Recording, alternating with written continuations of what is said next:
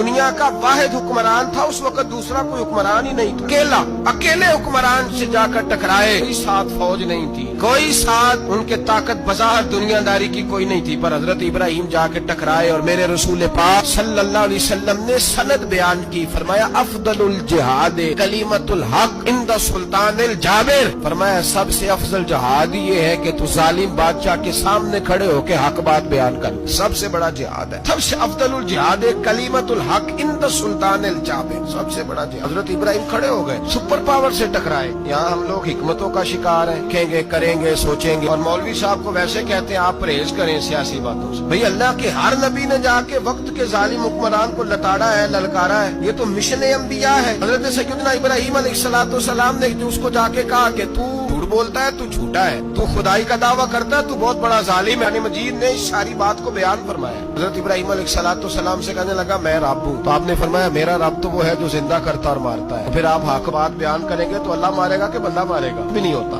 کیونکہ زندگی موت کس کے ہاتھ میں ہے؟ اللہ کے ہاتھ میں، کچھ بھی نہیں ہوتا۔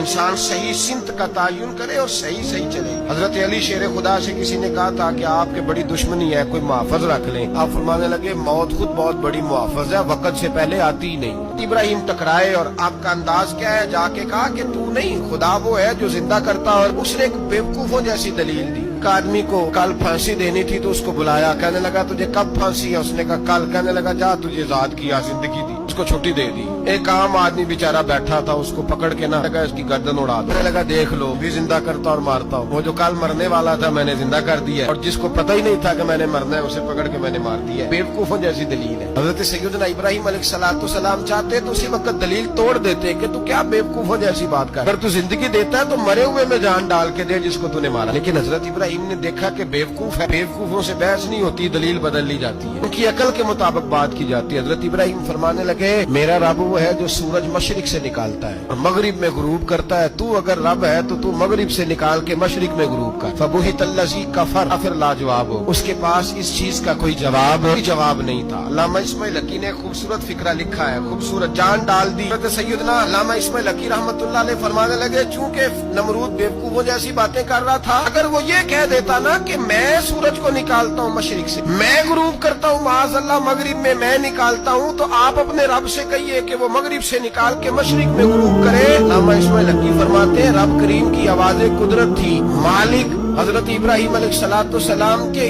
اگر وہ کہہ دیتا اور حضرت ابراہیم دعا کر دیتے تو رب کریم نے فرشتوں کو تیار بٹھایا ہوا تھا، فرمایا اگر یہ کہہ دے میرے خلیل سے کہ سورج مغرب سے نکال کے مشرق میں غروب کرنا ہے تو تیار رہنا، جس طرح خلیل کہیں گے ویسے ہی کر دیں گے۔ اتخذ اللہ ابراہیم خلیلا، ابراہیم ہمارا دوست جو جیسے کہے گا ویسے کر دیں گے۔ حضرت سیدنا ابراہیم علیہ السلام کی باتوں کا جب جواب نہ دے سکا، دلیل نہیں بندہ دیتا، پھر لڑائی کرتا ہے، جھوٹے موٹے اعتراض کرتا ہے۔ دلیل ختم ہوتی ہے تو لوگ ذاتیات پہ اترتے ہیں، کہتے ہیں یہ کھانستا صحیح نہیں، دیکھتا صحیح نہیں، دلیل ختم، اب ذاتیات پہ اترے۔ کہنے لگے مجھے پتا چلا ہے کہ یہ فلانی جگہ گیا تھا تو وہاں جا کے اس نے اس طرح کیا، پھر لوگ ذاتیات پہ اترتے ہیں، جب دلیل کا جواب دلیل سے نہیں دے پاتے ذاتیات پر اتر کر حملے کرتے ہیں۔ حضرت ابراہیم کے دلائل کا جواب نمرود نہ دے سکا تو کہنے لگا کہ وہ آگ میں ڈال۔